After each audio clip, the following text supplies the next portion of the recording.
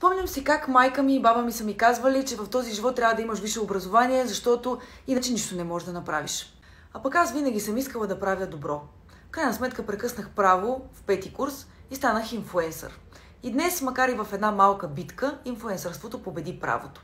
Предполагам, че сте гледали поредицата от видеа, която качих с казуса на Габи и измамата от страна на служител на Етел, при който тя е отишла да си прекрати договор, но той не само, че не го е прекратил, в последствие е бил подновен и по него са се натрупали задължения. При същото това посещение Габи е отишла да си върне и устройството, за което не е получила протокол, а пък служителят е бил длъжен да й го даде, но в крайна сметка не го е направил. Накрая Габи се оказва с задължения по договор, който не е подписвала, е отишла да прекрати, и санкции за невърнато устройство, което тя всъщност е върнала, но служителя не си е свършил работата и не е дал протокол, за което. Една година, чрез жалби и консултации с адвокати и специалисти, Габи се опитва да докаже, че не е преподписвала договор и че е върнала устройството си, но това не успява да сработи и в крайна сметка година по-късно се свързват от колекторска фирма с нея за това, че тя дължи над 1000 лева и трябва да ги възстанови или ще бъде дадена на съд. И накрая от Етел най-накрая магически успява да се свържат с Габи и да й кажат, че са видели видеа в социалните мрежи, в които тя се оплаква от некоректно отношение.